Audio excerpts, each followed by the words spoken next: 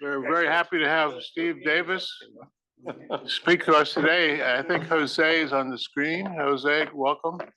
And I think that's the only of the impressive group of authors you have, including you two, are here. But we're welcome to be at Hoover. It's good to see your face up close. Me, this is my. Can I read the title? Oh yeah.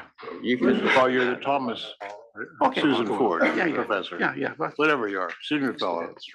It's not on your piece of paper, but I look. Okay. I guess I should add that now.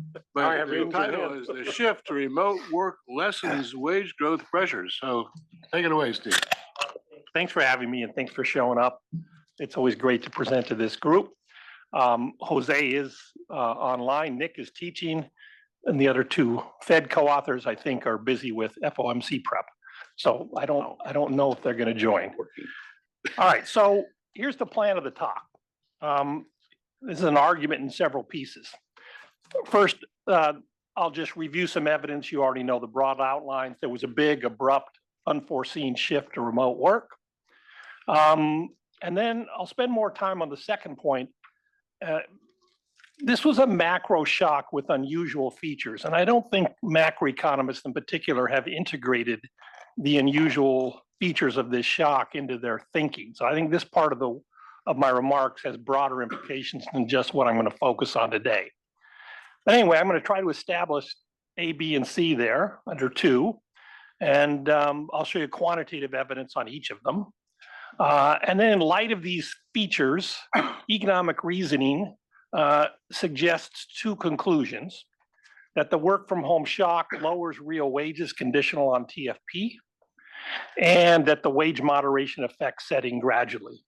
And I'll offer some back of the envelope calculations to suggest what those magnitudes might look like.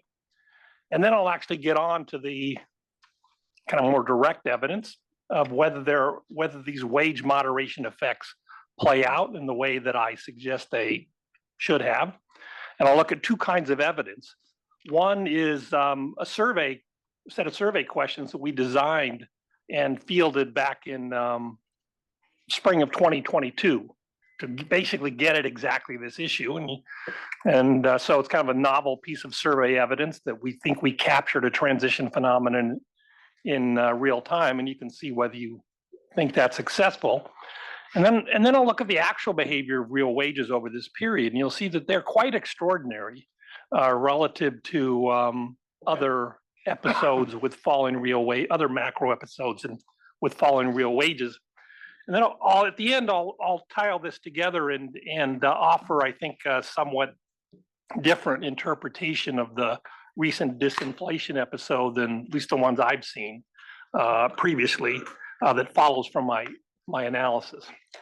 Okay, so here's in broad sweep terms our best efforts to assess the extent of work from home in the US economy over time.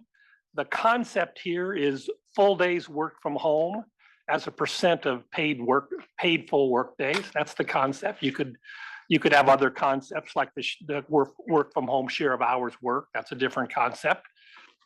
This is people 20 to 64 with annual earnings greater than 10K. So, somebody who's working, student is working part-time at the fast food shop's not going to show up in this sample. Okay, so basically the story is, it was something like 7% before the pandemic, skyrocketed during spring 2020 and fell down to about 28%, according to our data, by June 2023. I should interject here, even as of today, nobody knows exactly how much work from home is going on. We think our survey has the best questions and it's the longest running, but there are issues about the sample frame. The government surveys, I'm not going to go into, we can talk about it offline if you want. They all have serious problems of some sort. Here I'm zooming into the more recent period. Again, there's attention to our survey of working arrangements and attitudes. And then I've layered onto that the Census Household Pulse Survey, which is another online survey, but this time run by a reputable statistical authority, as opposed to a bunch of academics doing something out of their garage. It's also an online survey as well, but it gives very similar Great answers. things have happened out of garages around here.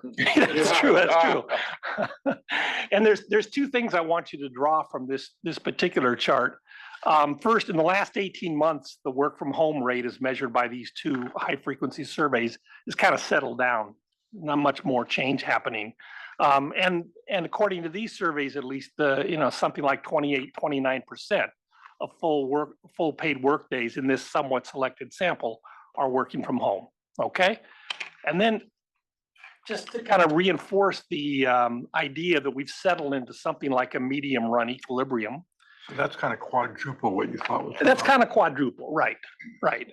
So, it's up by more than 20 percentage points as a share of paid work days. And so that's an important fact to keep in mind for some of what I'm going to talk about later. This is an entirely different angle on the same thing. Nick and I also run a monthly panel survey of business executives with the Atlanta Fed. We've been running this for almost a decade now. We get to ask special questions every month, and sometimes we ask questions about work from home. So in last summer, we asked business executives, there are about 600 in this particular sample, what they thought would happen to work from home, either in remote form or fully remote or in hybrid form at their own businesses, something they presumably know a lot about. And then we aggregated over the firms.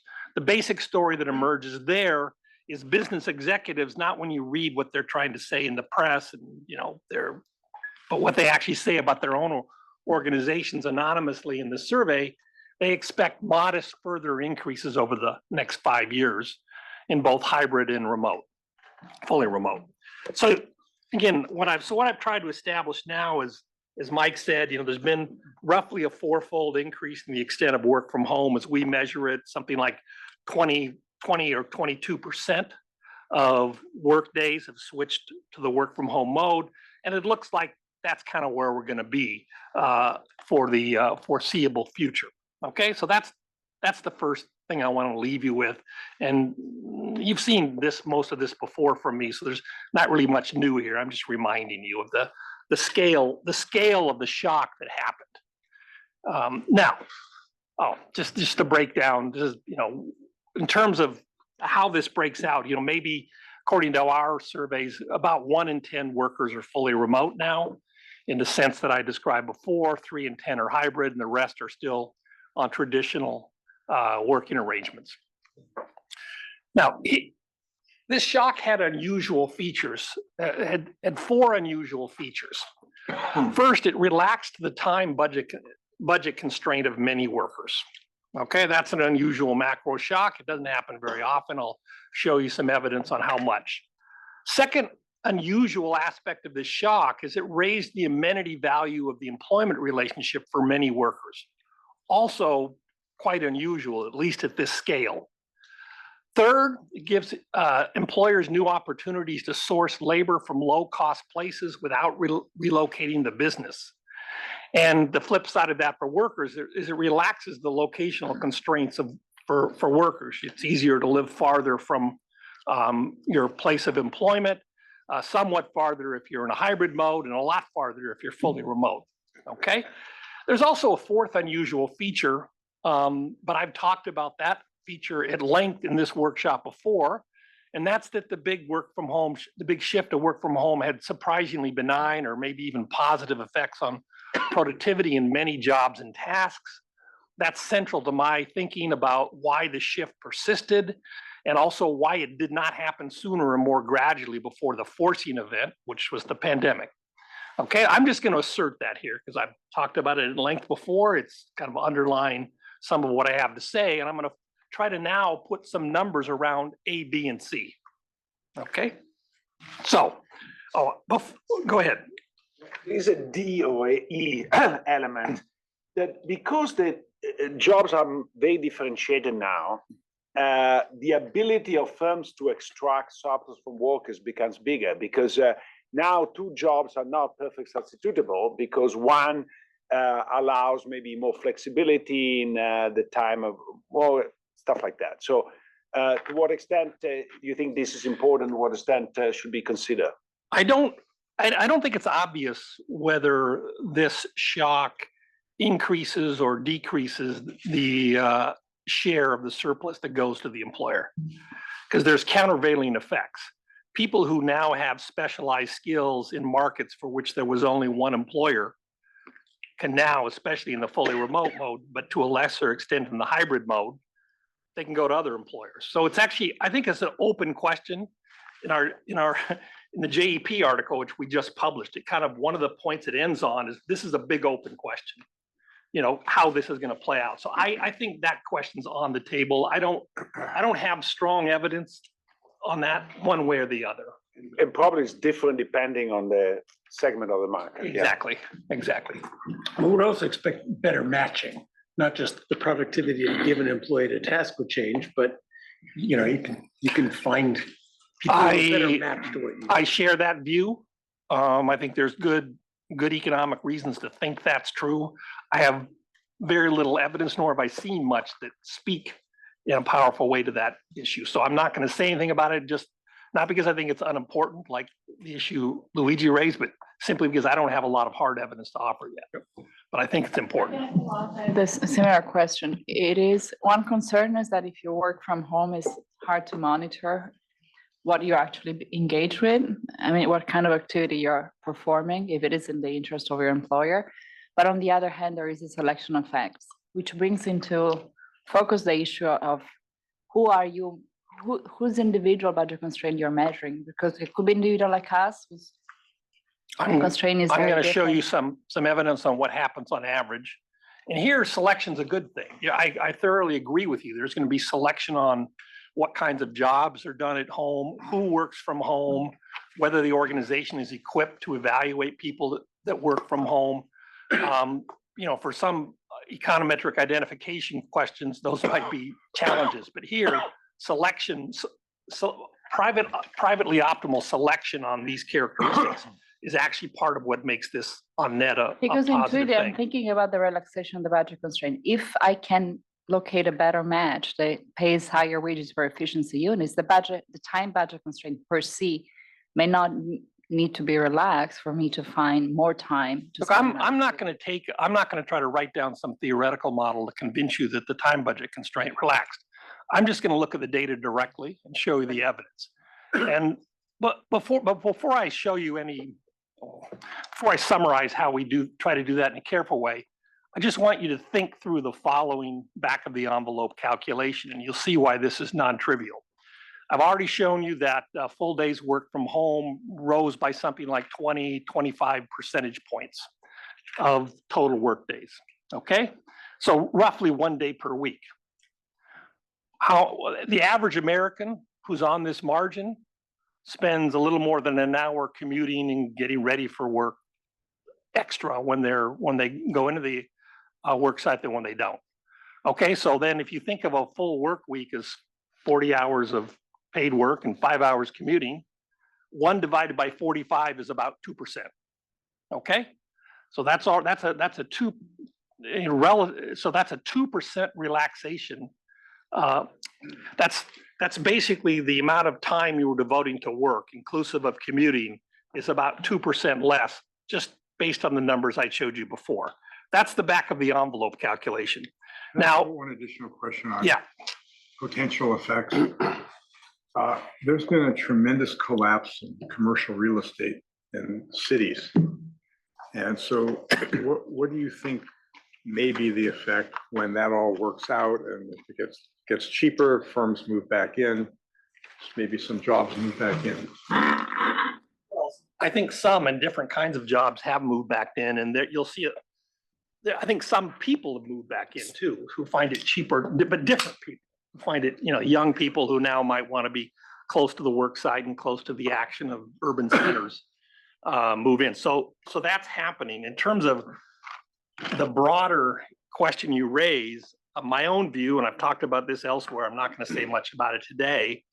There's good political economy reasons as well as fundamental economic reasons to think it'll play out very differently across cities. And cities that don't get their act together in terms of responding to this shock are going to be in a for a tough few years, and we see that playing out in San Francisco. We see it playing out in Chicago and Seattle, Portland, and but there are other cities that where basically they've kind of either were favorably affected by this shock initially, or they've adapted in ways that have made it favorable. So I think there's also a very complex story which is largely yet to be told. Okay. Yeah. I wanted us to look a little longer perspective on productivity than you did in your previous paper, a human capital view, that this change, I think, is biased against human capital. And that's why we still have our classes in person. Companies like Ken Griffin's, they said, you got to come in person because you young people are not going to pick up from your mentors and things like that. And that doesn't make it a bad thing, but it's an opportunity that's biased against human capital, which ought to lower wages over the appropriate time frame. I don't know if It that's could, great it pressure. could, it could. Yeah. There's, It's especially team formation, human capital. We've always worked from home piece rate, build it, make a sweater, send it in, I'll give you $2. That was always work from home, but you didn't have to learn how to do that from the team or how to work with the team. yeah, so let me say this. First, I think I largely agree with that, but and I agree with it fully if organizations don't adapt how it is that they provide training, mentoring, feedback, and so on, then you're going to get less human capital formation than before. So I don't have evidence to put on the table today, but it's pretty clear from lots of evidence, both anecdotal and formal, that many organizations are still struggling with this issue. Okay, how do I get the benefits of remote work while still facilitating the kind of knowledge diffusion and transmission of best practices and mentoring within the organization that we got kind of automatically or serendipitously before the shift. And it also seems clear that organizations differ greatly in how successfully thus far they've managed that challenge. So that is another issue which I think is going to play out over a long period of time. And you're right that I'm not considering that today. I remember from your last paper, the hybrid model was where people were going. It is, Come and in it's 3 partly days a for week, that do reason. Team building, Yeah, and you do a lot of that, exactly. and the other 2 days, get out of my office and I'll get some work done. Exactly. And that's why despite the numbers I showed you earlier, I think there's more reason to doubt the staying power of fully remote work than there is of hybrid. So, all right. So I gave you the back of the envelope calculation. So we've tried to do this calculation in detail at, kind of a fuller way. I'm not going to run through the details. The bottom line is we in our survey of working arrangements and attitudes, we asked at the individual level about commuting time, how much time you work from home now. We impute how much time you worked from home before the pandemic. We know how much time, at least we asked them how much of your commute you're actually devoting to work. If you do all that stuff, and you kind of aggregate it up, you get 2% of, we get an estimated time savings on an earnings weighted basis of 2% of pre-pandemic work time, which is exactly the same as almost exactly the same as this back of the envelope calculation I did earlier. That's for everybody. That's right? over the whole economy. Okay, so I'm gonna, People who are working remote, they save an hour a day, which is a lot. Yes. Okay, but that's Yes. only. so I'm gonna take this 2% number forward as the amount of time saved. So no model here, that's where it's come from. And I'm gonna use one other piece of evidence, which is we've also asked many times in the US and other countries, if you say you save time by work, these are for people who work from home, at least some of the time, how do you use the extra time that's freed up by not commuting? And it's about 40%. Okay, so now I've got 40% of 2% is 0.8%. Now, are we supposed to believe these people when they say, Yes. well, why? Why? Well, that's a long discussion, but there's lots of things that we do. You mean this question in particular, or in general about They this say, survey? I work more on my job now, that I spend 40% of those Does- extra hours working Yeah. on my job. I mean, this is talk about monitoring. issues.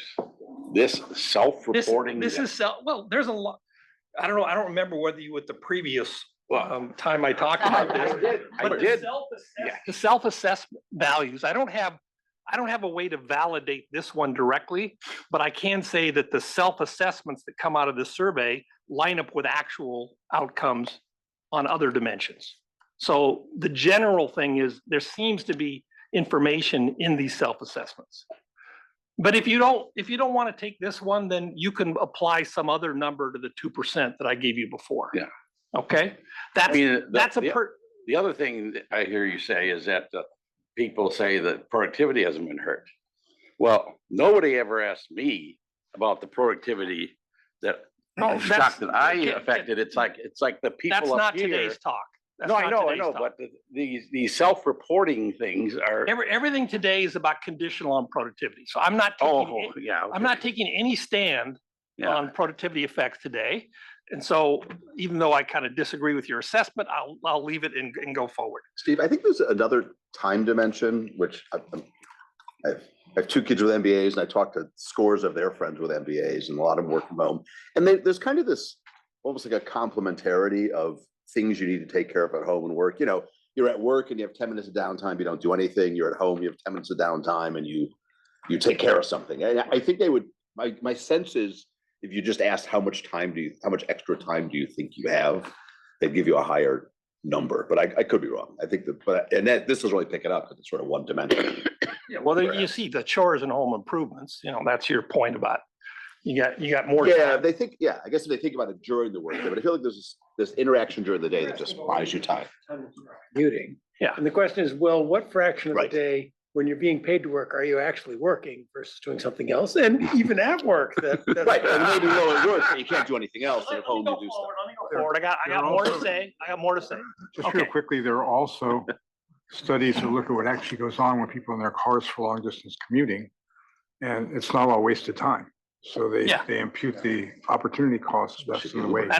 That's exactly what our little FI is trying to do here. Okay, so, let me go ahead. So there's also a pretty sizable body of work now, mostly based on kind of experimental studies with narrowly focused groups of people that try to quantify the value of the opportunity to work from home, say 2 or 3 days a week. Okay, I think the best known study of this is like the Pillay et al. Study with which finds something like it's worth about 8% of pay. What we've done here is just ask people directly, back to the self-assessments, what would be your willingness to pay? Well, first we asked them the following question, and we asked this I think in 2021 and 2022 mostly. So after COVID in 2022 and later, how would you feel about working from home 2 or 3 days a week? And they can say positive, neutral, or negative. If they say positive or negative, then we follow up with a question where we try to elicit their willingness to pay to avoid or to have the opportunity to work from home 2 or 3 days a week. This is the response distribution, okay? And there's 2 things I want you to take from this response distribution. It's highly dispersed, so there's a lot of heterogeneity in these preferences. The mean's about 8%, which is very similar to what comes out of these experimental studies. Okay, so I'm going to use that 8% number going forward because to do some back of the envelope calculations on kind of the size of the amenity value shock that's associated with the shift to work from home. Okay, one question. How much do you think this is willingness to pay for working from home as opposed to willingness to pay for flexible work arrangements? I'm thinking like the Bank of England, the Bank of Italy. A lot of institutions allow now entry. You need to enter between 9 to 12. And you have to be there between 4 to 7. I mean, you can leave between 4 to 7. I think it's pretty clear, not so much from this question, but from the integrating over the literature we have, that a part of the reason why people value work from home is that it gives them more flexibility in how they allocate their time over the day. If they want to take 30 minutes out to talk to their kid when they come home from school, they can do that. If they want to put the laundry and back to David's point, if they want to put the clothes in the laundry and hit the button, and they can do that. So my view, and again, I don't have the evidence here, but I've seen lots of evidence that line up with this, that for the average person, the biggest source of gain from working from home is commute time savings. But probably the second one is flexibility in time use, which is your point. That's clearly part of the mix. Okay, so now the last one, and this is brand new evidence. I haven't seen anyone show anything like this before. Nick, Jose, and I have been working with some students at Stanford and some folks at a payroll processing firm, Gusto. They've given us access to their data on their clients. So think of this as like ADP, just a smaller type of firm, but similar to ADP. And so what you're seeing here, this is a matched employer-employee data set for a balanced panel of firms that operated continuously over the period from January 2018 to December 2023. We know the zip code of the employer's location. We know the zip code of the worker's residence. So we can compute distance from worker residence to employer location for each of these individuals. And then what I'm showing you here is mean distance. And you can see that before the pandemic hit, it's flat, it's about 10 miles. That's the mean distance across all the employees of this balanced panel of firms. And then after the pandemic hit, it rises, to something like 14 miles. Oh, no, it rises to about more than 25 miles, but you can see that rise is mostly happening on the hiring margin. So there's some increase on the mean distance among incumbent employees who are already working for the firm before the pandemic struck. That rose, that's the green line at the bottom, but the big increase is among employees who are hired afterwards. What this speaks to is it's showing you directly that firms, at least in this data set, they're expanding the recruitment horizon, the spatial domain of their recruiting activities, and they're hiring new employees who on average are much farther away from the company than their existing employees. So this is the It's surprising. Any idea whether those people are kind of new to employment, or they just shifted from other firms? They left other firms because they would have had to stay closer and they were able to move or anything like that? Largely, we don't. We can't really do a great job of that because the Gusto universe isn't big enough. We do know things like age, and so we can, age of worker, we can look at that. So if they're so far apart in month 2 or 3 of 2020, or is that something weird about the survey? I mean, well, this is mean distance. I'm going to show you the median and the 90th percentile next. Okay. Because as you might already guess, things are happening at the tails big time here. Right. Yeah. I just had a question. Do you account for the possibility that some of the firms go completely remote? So it's not the people that move, in some sense, it's the firm that relocates to a different address. Yeah, well, we've selected out firms where everybody works a long ways away because before the pandemic, because we kind of don't really know how to think about them. And there's, at least in this data set thus far, we can't get a handle on those guys. So those, if they're almost an entirely remote workforce before the pandemic, we took them out. That the pandemic itself, so the pandemic hits, it becomes very expensive to have an office. Yeah. So you go remote at that. If they made that switch in response to the pandemic, they're in this data set. We've still understated their contribution because, as you see in the note here, we've winterized the distance between the distance at 500 miles. There are some people who live 1,000, 1,500 miles away from their employer. There are more of those people after the pandemic than before. We just didn't want to let those guys drive the results. All right, how is this broken down between the people who go from 5 days a week to 4 days a week, 1 day a week at home, versus fully at home? I don't know. We don't. It's not. We don't know that. This is not telling you anything about their. No, actually, it's just telling you about how far they live. And but That's thinking what about makes it more the, amazing. about the because- burden on transportation systems, that depends a lot on how many of these people are still commuting or not. That's why I'm trying to think what the economic impacts are. Well, that's an interesting question, but it's not the question for today. Okay, so yeah, there's, in areas that had highly congested commuting, this is a social benefit because it reduces some of those congestion costs. Because fewer. Not if people are moving away and driving longer distances. Fewer days would reduce, but not Let me longer go ahead. distances. That's not the topic for today. Okay, now let's look at, here's the same data, but this is the median. Okay, and you can see these numbers are much smaller, the changes are much smaller. And you can actually see that people hired before the pandemic at the median are a little bit closer, which may be something we chatted about earlier. Some people are actually moving closer to their employers in response to this. So that's the median. Here's the 90th percentile distance. Okay, and here you can see there's a lot of action. These numbers are pretty big. So I want to summarize what I think these three charts show, and I'm going to draw on one other piece of evidence that's not in this deck. So the typical, as in median employee, lives only slightly farther from their employer now than before the pandemic. Okay, that's the first point. But there's a sizable minority of people that now live more than 25 miles away from their employer, sometimes hundreds of miles away. And these more distant employees were disproportionately hired after the pandemic struck.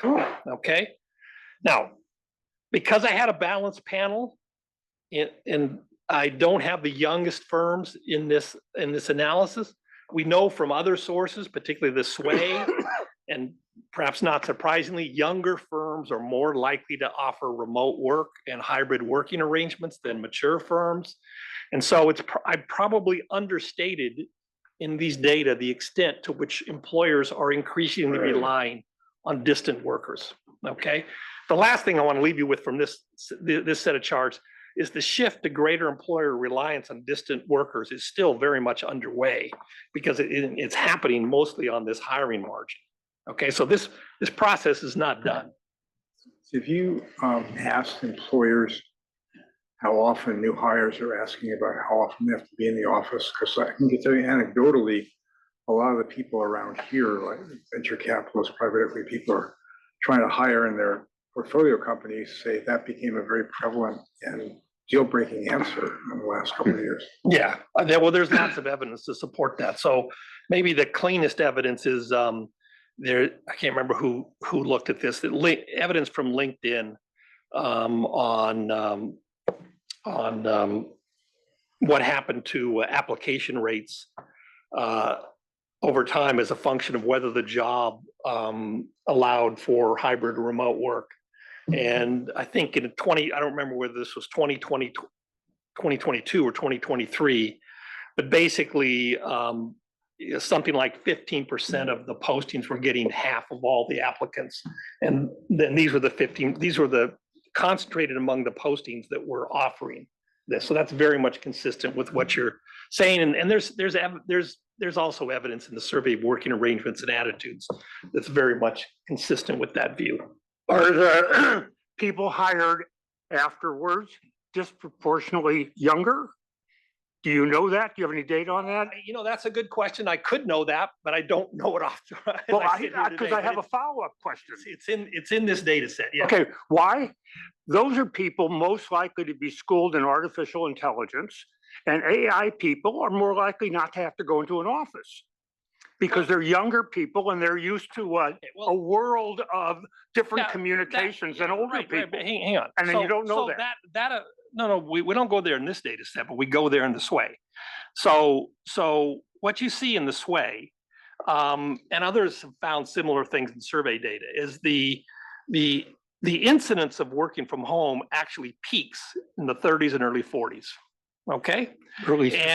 And our evidence suggests it's very much tied to child raising. Okay. So there may be what you're describing, I think, is in fact in the data, but the dominant feature is when people have young kids, and they tend to have them in their 30s and 40s, they really want to spend some time at home. And that's true for both men and women these days. So I think that's the dominant age profile feature in the data. Well, that's likely to change, isn't it? No, I don't think so. I think, Haven't you seen all the data on population decline, one-child families only, well, total there'll fertility be fewer replacement people with crashing children, around you? but the people with children will still want to work from home when they have Yeah, but young there's kids. fewer of them. There's fewer of them. Okay, right. To some extent, this must be, we create new tasks that are usefully done away as opposed to the old jobs, we're changing how they do, right? There's some of both. I mean, the way I like to think about it is in many jobs, including the jobs that pretty much everybody in this room, We've shifted. tasks are, there's a range of tasks, some of which, like this seminar, would not work as well if we did them remotely. But other tasks would be done as well, or maybe even better. Like when John's writing his latest, greatest, the first draft of his latest, greatest paper, and he really needs to focus. He doesn't want me banging on his door at the office, so he stays home and writes the paper. So in those kinds of jobs where for a variety of reasons, people went to the office beforehand, well, now they find, well, there's a lot of things I can do at home. So there's a redistribution of tasks as well as a change in the task content of jobs. All right, so I've now laid out these kind of the empirical foundation for my claims back here. A, B, and C, and now I'm going to put them to work with some economic reasoning and argue that we should expect to see wage moderation effects. So I'm going to make several arguments, most of them coupled with some back of the envelope calculations. So I'm going to start. But can I ask? Yeah, go Sorry, ahead. sorry to interrupt. Before we go into the reasoning, what if I look at the wage, the distribution of wages by percentile of commuting distance from the office? How would this distribution look like? There's a gradient of amenity in distance and a gradient Yeah, of well, wages. that's a pretty complicated question because it depends on how people Yeah, but just select saying, if into you- new working arrangements as a function Just of. descriptively, if you look at this 90th percentile as opposed to the mean median commuted distance, what's the distribution of wages for those people at these various distances? Just purely empirically. I don't know the answer to that question. I can tell you that conditional on a whole battery of other observables, the expressed desire to work from home rises with commuting distance, as you might explain. That's a very pronounced feature of the data. But I haven't looked at exactly what you asked about And just to ask, because you might think there is this complementarity and substitutability argument going on, that there could be amenities compensating or your willingness to pay via lower wages for the amenity working from home, but there is a selection effect that maybe is better people who are applying for further away jobs. And so the amenities. I'm going to show you some evidence on wages. It's not going to be at the granular level that you would like. And I'm somewhat embarrassed. I haven't done the more granular stuff yet, but I just haven't got there. But I will show you some evidence on what has happened to wages in a very crude cross section across industries, and that differ in their capacity to work from home. John, Just 2 points. One, I would think that the labor force participation would be an important margin, not just the extra 2%. People who wouldn't work can work. And the other is, of course, wages versus earnings is going to matter. These are mostly salaried employees, so you can get a fall in wages, but a rise in earnings, right? Are you going to be able to separate that out? well, I'm going to show you a little bit about what happens to earnings by industry, and you'll see how it lines up with capacity to work from home. You're right that the propensity to work from home rises. It's higher for salaried workers than hourly workers. It rises very steeply with earnings. It rises pretty steeply with educational attainment. All those things are clear. But this 0.8% increase in labor supply is, I work a couple extra hours a day at my old job. So, our production. Remember, this is, I'm not picking up the extra 2 hours you do in the evening. This is the numbers I went through earlier. This is full paid work days. And the 2% number here I have is what I get when I do an earnings weighted calculation. So I have at least an efficiency units adjustment already built into this analysis. Okay, so I just want to run you through, start with the most basic model. I'm literally going to take the textbook model of a competitive labor market with a Cobb-Douglas production function determining the slope of the labor demand curve. So I would have thought you have a computer at home, you have Wi-Fi at home. There's a Jan Eberly, I've forgotten her co-author, but saying there's also a burst of purchases. So I would have thought, there wouldn't be a big decrease in the capital labor ratio that would blunt the decline. I'm not taking a stand on the capital labor ratio. My claim in That's your 2/3. that's why you see some, no, this is just, that's the time saved. That's the earnings weighted time saved on average across all workers in the economy. It's not, no statement about capital. Douglas production and labor share of 2/3. The real wages fall by 0.27%. I thought that held the capital stock. It does.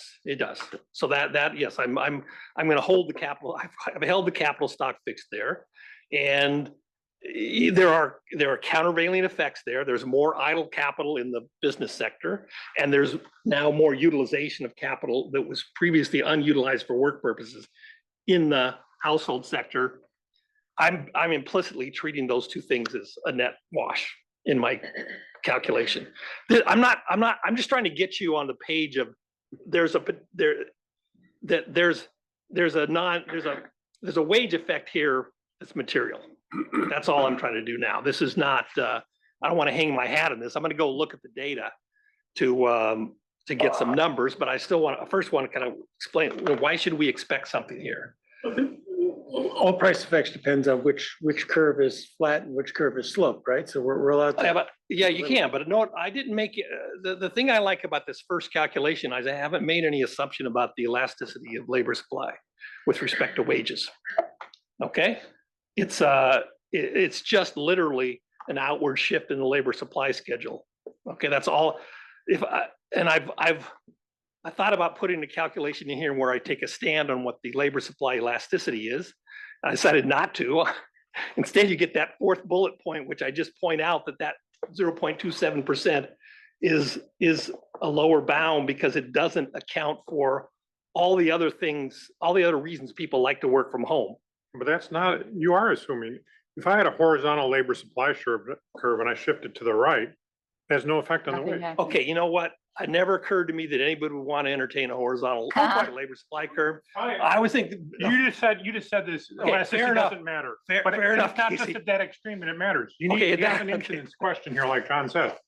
Okay, fair enough. And the labor demand curve matters too. Well, I know, but I took He an. has that. I have the labor. All I want is an upward sloping, possibly vertical labor supply curve. I Okay. want to follow up on your yeah. example. You said you stopped utilizing it at work, you utilize it more at home. That sounds like no change in total capital. That's what I've implicitly No, assumed. but no change in capital per worker. Yeah. 'Cause you're gonna utilize- You worried you're about the working fact more- that You're working more total, you utilize more home. than you okay, cut so your there's utilization at work. no, that effect is built into the no, okay, you're right. There's a tiny change in the capital labor ratio because labor supply went up by my calculation 0.8%. But maybe not utilized is all I'm saying. That I didn't put into this calculation. Okay, so that's fine. So I'll take that. I'll take Casey's amendment to my statement and yours, but at least yours isn't going to matter much for that number. So you can take it instead of a competitive perspective, just think about a bargaining perspective to start with. This is not an equilibrium model, but just to give you an idea that there's scope here for material effects on the wages. So if I think about bargaining with equal division of the newfound surplus,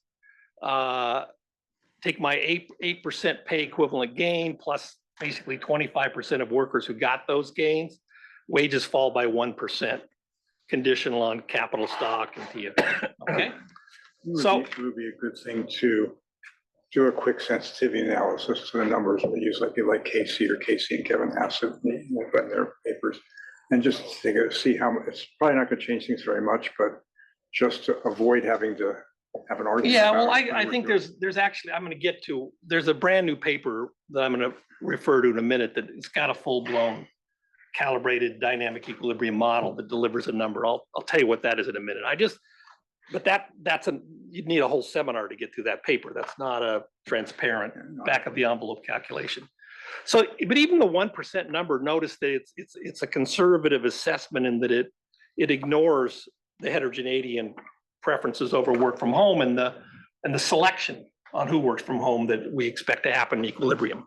So then here's the paper I mentioned. So there's a brand new paper that I like quite a bit that basically introduces an amenity value shock into a dynamic equilibrium model. It's got preference heterogeneity over work from home. It's got search frictions, got job creation costs. It's kind of an extended Mortensen-Pissarides type model. It's got sequential auction bargaining. So their model, this is not the main focus of their analysis, but their calibrated model says that the amenity value shock associated with the shift to work from home reduces average real wages by 2% after the transition dynamics die out. Okay. And why do they get 2% instead of 1%? I suspect it's mainly the selection on who works from home that's happened, but I don't know that for sure. So now we're up to material numbers, but I want to put one more channel on the table, which I've not seen anyone quantify, and I think I would clearly need a full-blown model to quantify. I'm not going to pretend to do it here, but I just want to suggest that it seems potentially important. I showed you this evidence that workers are becoming more distant from employers. It's easy to see how the work from home shift lets employers source labor from low-cost places without relocating the business. And the interesting element here is that obviously offers a channel through which employers can lower real wages for given quality of labor services. But at least in principle, that could happen. Real product wages could go down even as real worker wages are going up because of spatial differences in the cost of living. So I think that's a very interesting issue. Obviously requires lots more evidence than I currently have and a full-blown equilibrium model to quantify. But I just want to put it on the table. That may also be a part of the data I'm going to show you next. But there's evidence that housing prices are starting to rise in these sort of second-tier cities. You're getting more Bruckner and Kahn and others, right? So that could be offset. They're still lower than in the urban areas. So it's not you're just saying the spatial differentials have gotten smaller. I agree with that, but there's still something there to arbitrage. So this is more of a longer run issue. I just know in your work with health plan, you're interested in entry. I would think entry would respond. I know there's been a surge in entry, might play a role in that. There has, and for sure. Okay, so yes. Does it matter, since you were talking about macroeconomic effect, that the government injected trillions of dollars into the economy, drove inflation up to 9%? And that's a macroeconomic effect that's short term, but does that affect anything going on here, or are you just assuming that away? No, I haven't assumed anything about that yet. I don't think. I mean, but you're not. That's the last part of my talk. I'm going to come. Oh, you're going to come to that. I won't take not the fiscal part, but I am going to try to explain what many people see as an unusual behavior of inflation, of the disinflation. I'm going to try to explain that. So let me come to that. Okay. So now the second part of the economic reasoning, and this very much informed how we constructed our survey question, this kind of reasoning. So we think there are multiple reasons, not all of which occurred to me before we asked the survey question, but the basic ones did, to think that these wage moderation effects would set in slowly. Not going to happen quickly. First, so let me just run through them because you'll see how it informed the way we designed the survey question. So it was obviously an unforeseen shock as of February 2020. Even at the end of February 2020, almost nobody foresaw how big these changes, how big the economic changes wrought by the pandemic would be. I can remember in 2022 and even last year, still having discussions / arguments with very renowned economists who doubted that the big shift to work from home would endure. I have less and less, fewer and fewer of those discussions over time because it seems like the verdict is largely in. But all of this is to say, this is a setting where there would be no anticipatory wage adjustments. Okay, if anything, there'd probably be recognition lags on what was happening. Okay, so that's point one. Second, point two, and here I'm kind of appealing to standard macro thinking about wage setting behavior. Wages were predetermined when the shock hit for a variety of reasons, John Taylor type wage setting, but many others. We think nominal wages adjust slowly over time. So what does that mean? That means when the shock hit, when the work from home shift happened, workers initially enjoyed the full benefit of the amenity value and time saving effects associated with this shock. And it's only gradually over time as wages readjusted to reflect the amenity value and the time savings and other amenity values that employers started to enjoy some of these wage reductions. Depending on whether you take a bargaining perspective or a competitive equilibrium perspective, they happen for somewhat different reasons.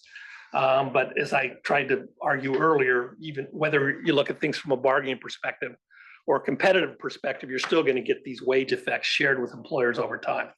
Now, this paper I mentioned earlier, which has got a full-blown dynamic equilibrium model with labor market frictions and so on, that paper does a very nice job of capturing the sluggish wage dynamics that arise from the frictions in the labor market, both on the search side, but also in their model. It takes firms actually take time to create new jobs that have the work from home amenities that are now newly valued. So that paper captures that source of sluggish dynamics. And then we're back to the spatial considerations. And I just point out, we've already discussed, these almost certainly take a long time to play out and probably are not done playing. So all of this says, I now tried to argue this point. There's several reasons to think that the work from home shock will reduce real wages conditional on TFP, conditional on K. And now this slide is basically summarizing why we should expect those wage effects to play out over time. So that's the thinking we went to in the design of our survey question in the survey of business uncertainty. I'll make one more point about this other paper.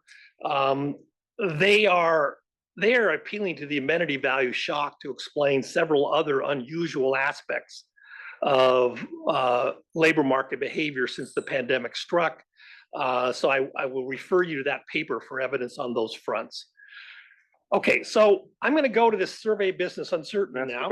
Yes. Because you mentioned spatial, and I know you're saying firms can hire people from outside the area, but you probably know this Rossi Hansberg paper.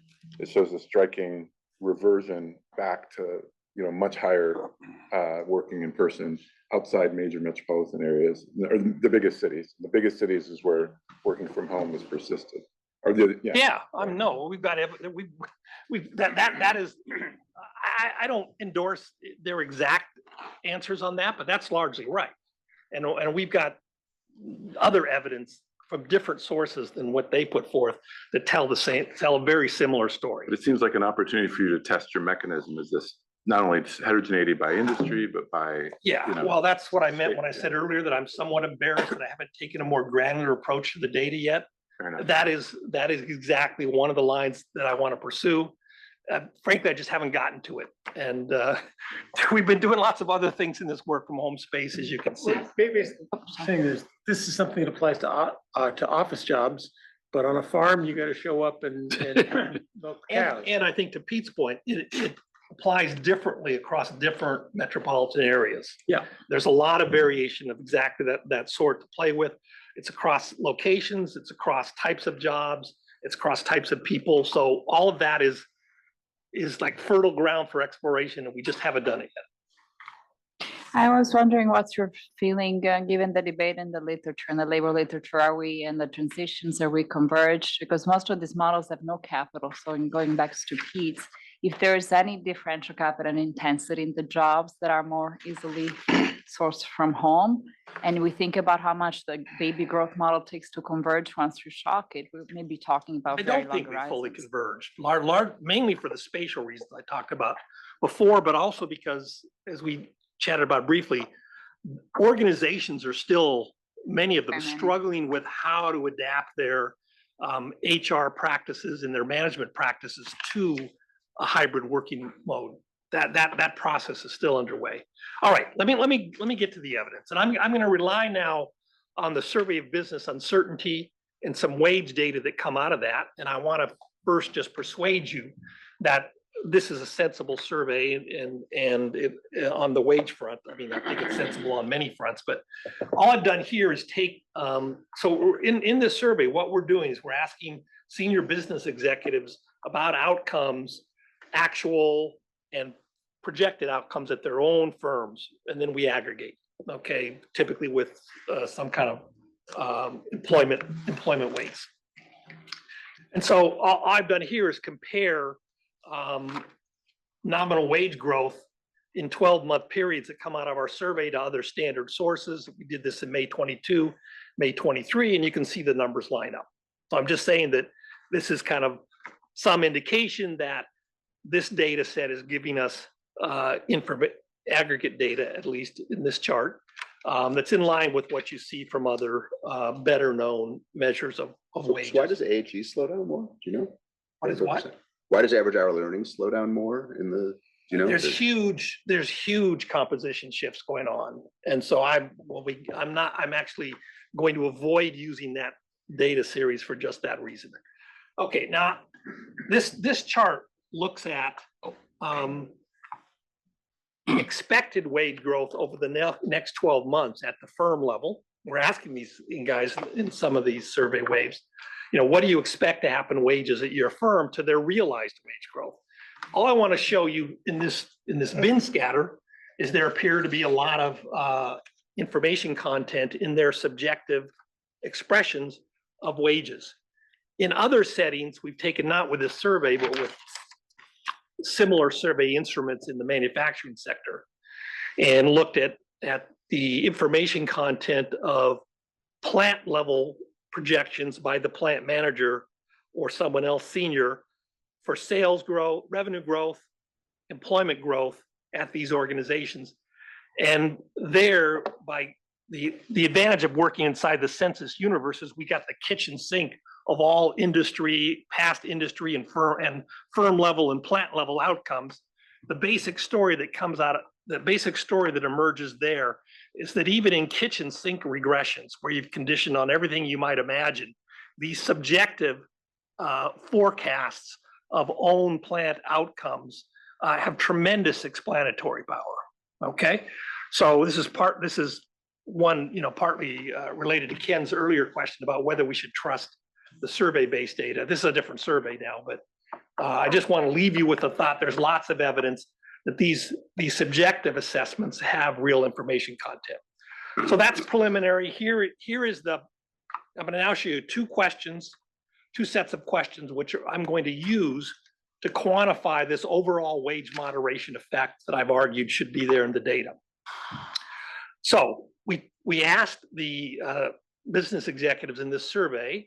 This is done in April and May of 2022.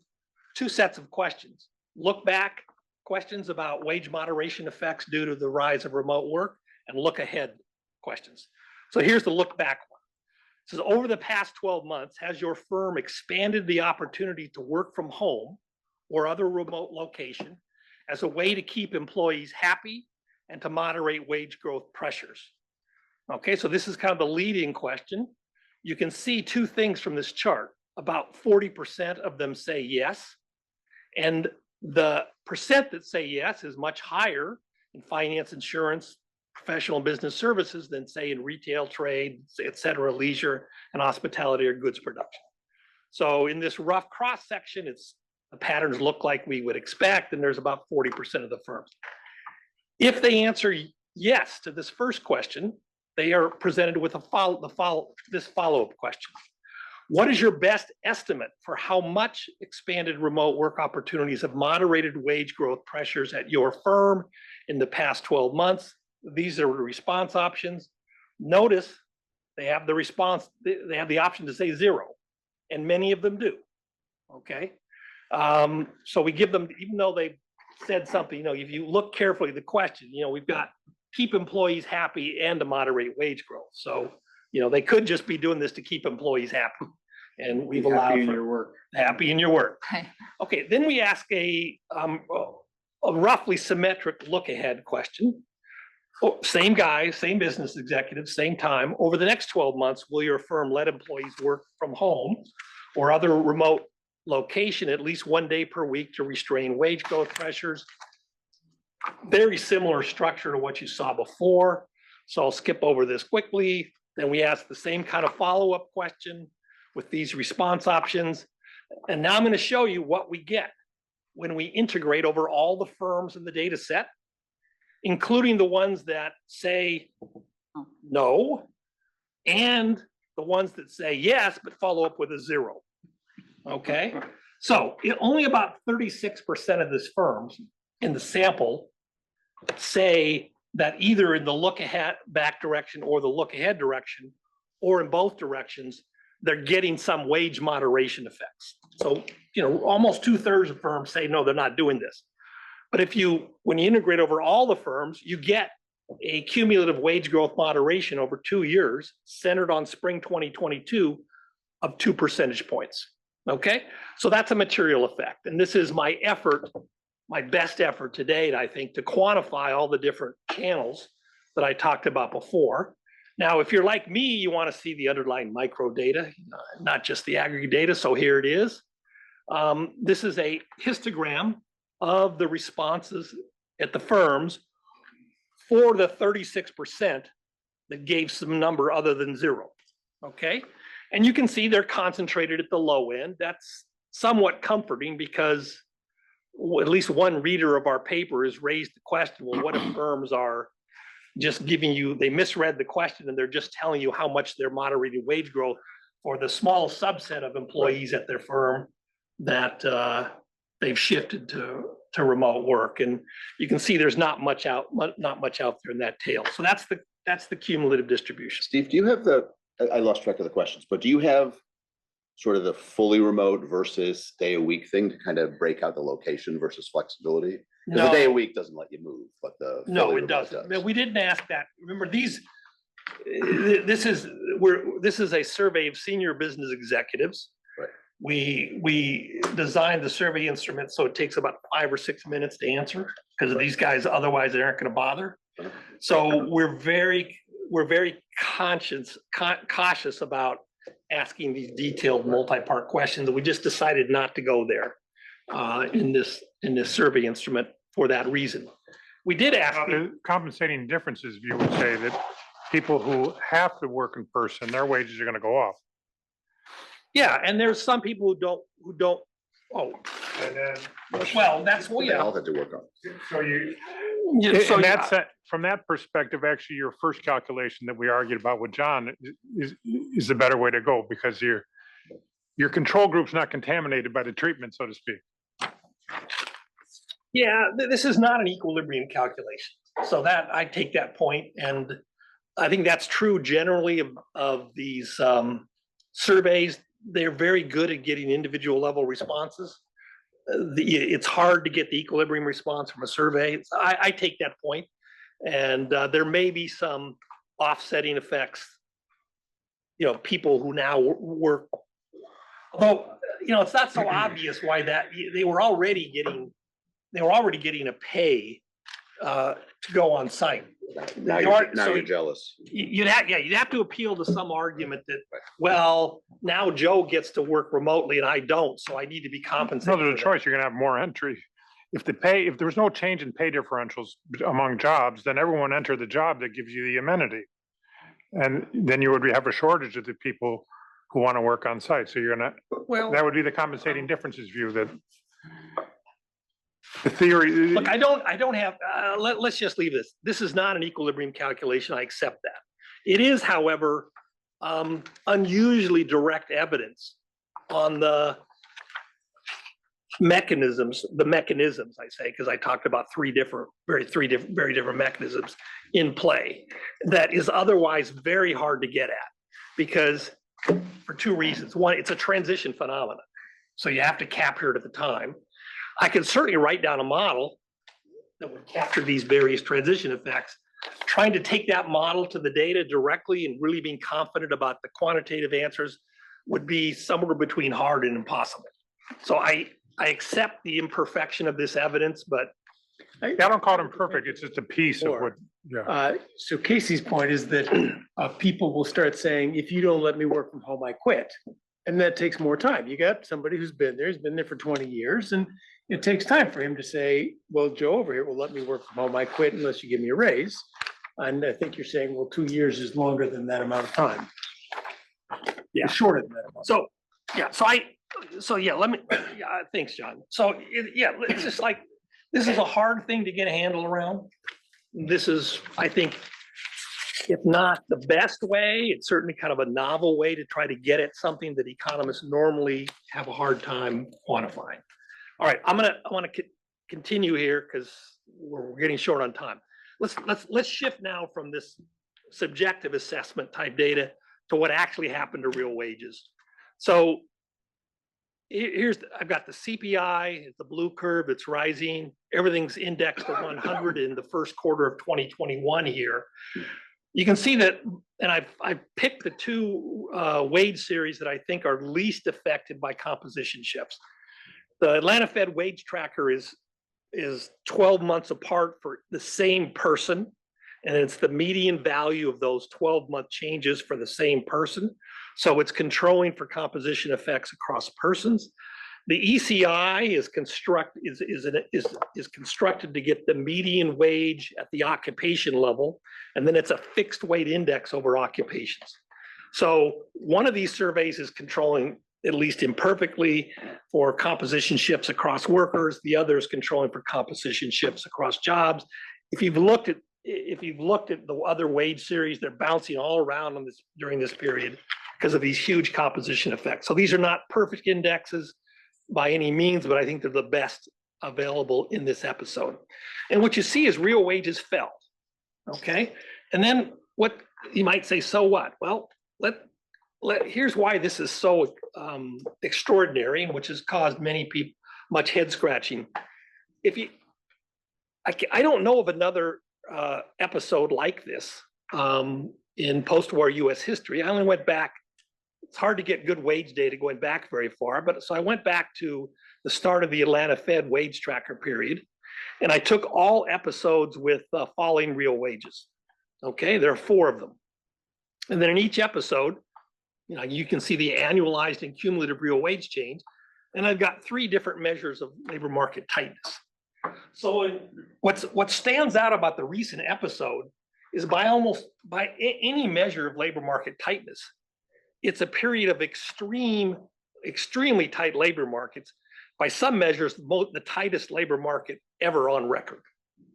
Okay, so this notion that labor markets are slack and that's why wages fall, that characterizes post-war US business cycles somewhat, but it completely fails in the recent period.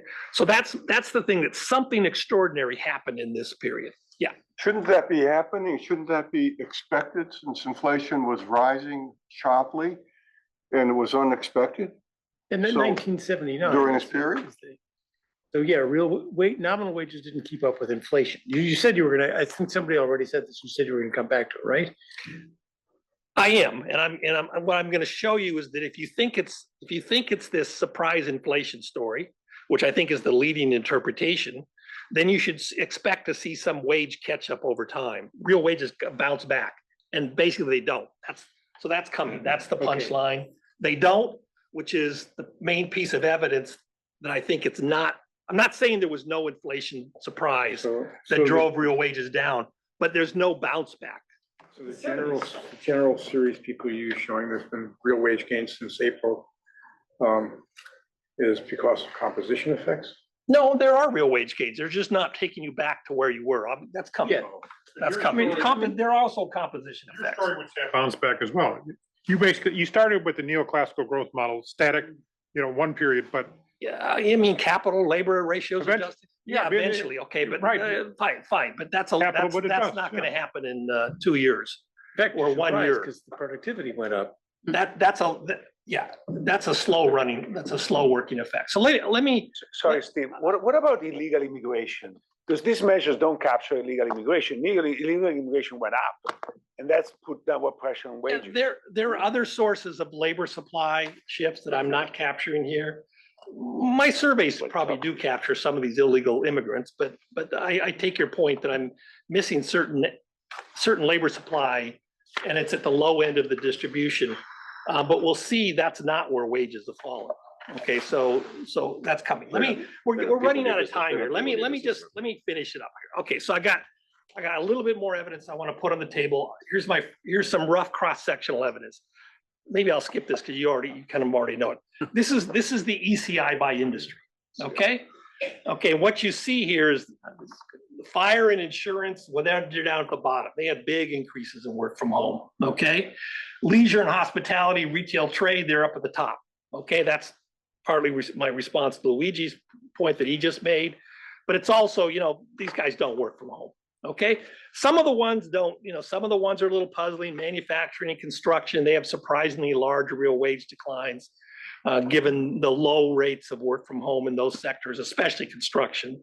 There's quite a bit of back end work in manufacturing that can be done remotely, but construction is probably the most puzzling here. But this kind of roughly lines up with what you would expect in the cross section. Now, recent disinflation. Okay. Inflation, surprise inflation surge for sure. So here it is, the second bullet point. US consumer prices rose 8.6% over the 12 months ending May 2022. That's a jump of several percentage points. Nominal wage growth failed to keep up. Real average hour earnings fell 3% in this period. Okay, that same 12-month interval.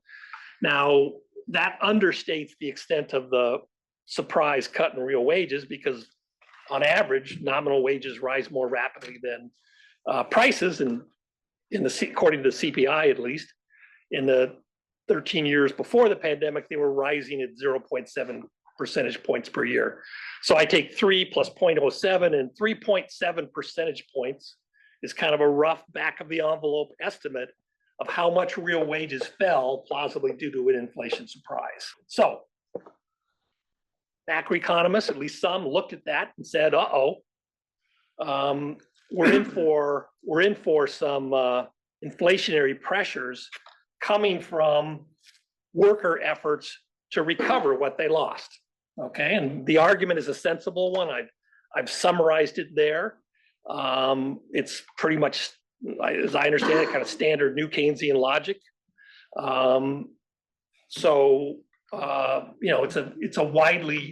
This was a widely shared view and expressed by kind of prominent leading macroeconomists. That hasn't really happened. Let me go to the data. Okay, so let me go back to the Catch up, yeah, right. What's really happening in your disaggregated slides? I mean, things are kind of.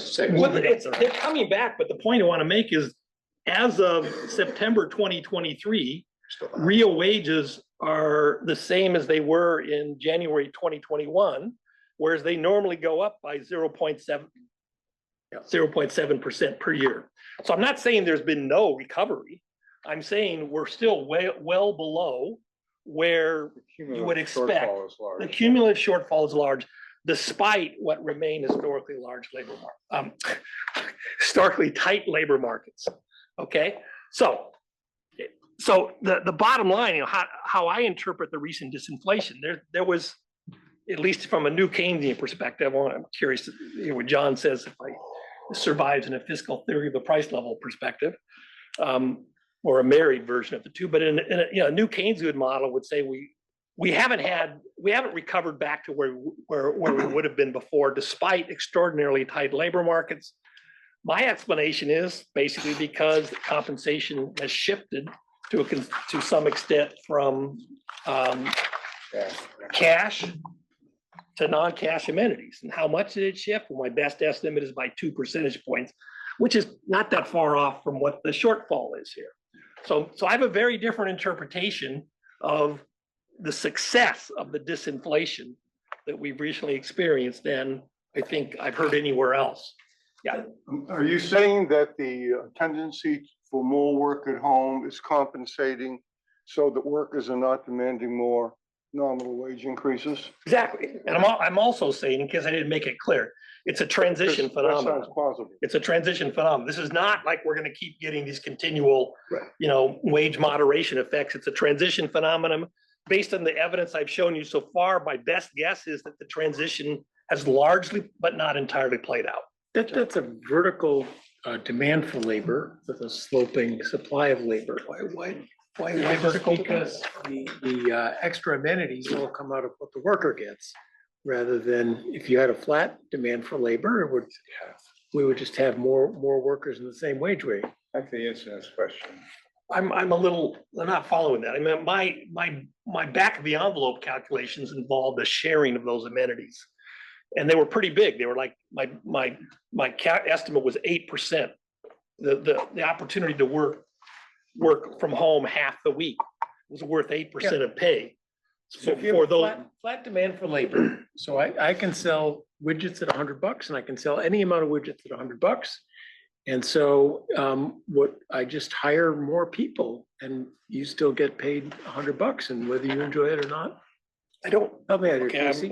let's talk after, because I'm not fully following you. Sorry, Steve, isn't this in contradiction with the fact that people are unhappy? In your story, people should be delighted because they got more amenity and the wage doesn't fully compensate. So they should say the economy is doing great. And we saw that people saying the economy is doing terribly, I'm unhappy. So something doesn't equate. I guess the Michigan Consumer Sentiment Survey says they're unhappy, right? Is there any subjective worker well-being series It's- that's more closer to that? I was thinking, I don't know, there is. We haven't asked kind of those standard sentiment questions, but we do ask. Politically, and it says they should be happy with the Biden administration. They're not. Basically unhappy for a bunch of Yeah, students. there's nothing to do with it. No, with the I mean, war. my interpretation, but I don't, but saying they're I don't have any hard evidence one way or the other is the short answer. But your hypothesis is they should be happy. A lot of People who people, are getting working arrangements more to their satisfaction should be happy.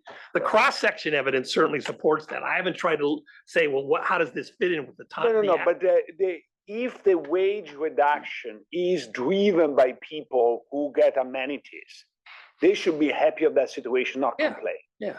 And I think that is worth checking in some way. I They're think keeping that their jobs, Luigi, so. Yeah. So Steve- They're gravitating to those jobs and taking them. And I talked about the applications data earlier. There's lots of evidence that they do want those jobs and they're happy to take them, including the quits, the surge of quits that happened. That's part of what the other paper that I mentioned is trying to get at, the bog all paper. Can I say something boring, Steve? It could be a matter of how you interpret, if I go back to your bargaining interpretation of the wage determination process. So is the surplus defined on the transferable, non-transferable utility part of the match? Is it costly to provide amenities or not? Well, it's I actually think cheaper to provide this amenity for employers. It's not costly, it's cheaper because they don't need as much space. But you raise a point that is not, if I think about all the labor model that I have in mind, in which these amenities usually come for free and they are not really bargained No, over. I think I tried to say that earlier. This is a surprise free lunch in a sense, Yeah. because it's an amenity that we didn't realize we could get earlier because we thought the productivity consequences would be too negative. It's not an expensive amenity to provide for employers. If anything, it's cheaper to provide this amenity than to not provide it. We just didn't know that it would work beforehand. Steve, you need computers, and you also need monitoring systems, software that works. You need to, if you just say, go home and let me know when you're done What working. we do with you? It'll work. Nobody monitors you. Some jobs require Special. monitoring. He's special. The people Yes, who are just. well, kept on well, about but- work. but there are In real there are time. more. You know this. I got this from your papers, that we had to learn how Then why Yeah, didn't yeah. Yahoo work the first time around? 'Cause I they didn't accept, know how to I accept monitor that, but there's two things. First, there are wasn't people who have costless. jobs like us, and there are other jobs where the monitoring kind of comes for free. Because it's easy to see what the output is, But okay? it wasn't costless to It was, develop. yeah, it wasn't costless for sure. So Steve, you haven't talked about monetary policy. And my summary is the Fed got lucky. That all this stuff about, you know, we Behind. managed But to, otherwise, they got the inflation rate down to, they got the inflation rate 3.5. down. What I'm saying is, the reason I say they got lucky is because the argument I gave here for why the disinflation happened so painlessly, at least thus far, is because an unusual and largely unrecognized aspects of this big shock helped keep production costs down and kind of short circuited this kind of wage cost spiral that many people feared. So that's my 2 cents about monetary policy. It's not some crazy shifting Phillips curve you or. don't need that. You just need the Fed got a little behind, they caught up. But no, but by what mechanism? And the Fed has been worried for 2 years now about wages are gonna go up. And Yes, it's gonna and drive So inflation. forward looking, you're saying. It didn't happen, and I'm offering an explanation of why it didn't happen, why the wage. Good question, you're not talking other countries. What do you want to say about other, I mean, there's. Well, such I a have var- less variance. detailed data about other countries, but the same mechanisms I've described here are operating usually with less force in other countries. I think the Canada and the UK are probably similar in terms of the magnitude of the shock to the US. But in most other countries, and especially in Asia, the same kind of shock played out. It played out with the same kind of people, college-educated professionals mostly, but to a lesser extent than in the United States. So the US and the UK are where the forces I talked about in today's talk are most prominent. Is there a similar moderation that's perhaps even slower from sort of the office space? And because that's, long-term leases, that expense you can't cut back on for a long time. It's Pretty severe, right? I mean, It it's a is lot of pretty money. severe in some cities. Yeah. Yes. Two-part question. One, inside information on a Dow Jones 30 company, the senior management unanimously found they were all more efficient because going to work, you just have these meetings that crop up and waste your time. And that's why we don't have any convening at Hoover, because sitting around talking with people outside of seminars waste your time. So I think that's a point that may have spread while simultaneously the fear of layoffs and the COVID shock. Oh my God, I could lose my job. And you read every day, Paramount losing. I mean, I think the fear of layoffs may be greater than the reality of layoffs, because you see the headlines every single minute, every day on every financial news show. Disney's chopping 10%, and today eBay's chopping 10%, and the whole Sports Illustrated is just shut down. And so you see these headlines all the time, and you don't see the bigger picture being reported. So I would imagine a lot of people, holy crap, I'm going to be let go. Now, I was let go here. I mean, and anybody in the period of the great financial crisis may have been let go. 8 Hoover fellows were let go. So you think you have a permanent job. I'm sorry, I don't mean to frighten you. But anyway, but in any case, these kinds of conditions, you talk about consumer sentiment, and you talk about, well, I read his credit card is maxed out, but that's okay. Biden forgives your credit card, when he forgives your student loan debt, so you still got money to spend. So the number of external shocks that crop in here that you can't capture in these models that sits around in the reality of how people think about all these things. Look, is there, and I understand it's hard to capture them, but I really think there's a lot to be said for this fear of losing your job. And a lot of people did lose their job. Well, look, so I've written about these things, and so in my 2012 Brookings paper with Till von Wachter, there's a section that most people have forgotten, where we look at survey evidence of fear of job loss, and it's a pretty big deal. The other thing I would say, which is kind of in line with your early remarks, I wrote a paper about 10 years ago, which largely went unnoticed,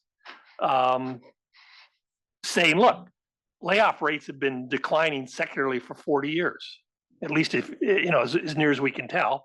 And that still continued. So layoff rates are been trending, they fluctuate, but they've been trending down for decades, which is contrary to the stories we hear from the media. But you know something, I would say economists over the last 20 years have solved almost every major economic problem. And yet somehow or other, they all persist. No, I'm serious, but they all persist. We still can't get spending under control, but we know we have to control it. We still won't fix Social Security. Wait a minute, but there's an endless number of these. I'm sorry.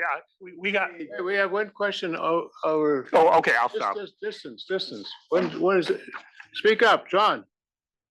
Well, Steve, while he's Labor doing markets are more contestable if people can work from home. And that'll also push down wages. So that's something to think about. The other thing is, and this gets back to Mickey Levy's point, financial industry tends to get hit hard whenever the Fed tightens. So your cross occupational or cross industry wage pressures, you could be criticized a little bit on it, but I think the benefits of working from home plus the greater contestability, both combined, could be behind your results. Could be. I mean, the contestability issue is related to the earlier conversation with Luigi. I think I'll go back and look over time. I still think the finance sector wage drop is pretty extraordinary. But this is back to why I need to do a more granular analysis. Dave. So we have data on the YouGov Economist poll back to 2009 that every week asks the question, what kind of a job do you have? How happy are you? Do you fear that you're going to lose your job? So I can make that data available. Gallup, and I'd like to see the data. We looked at Gallup data previously. Gallup's been asking versions of this kind of question for decades. All right. Thanks so much, everybody.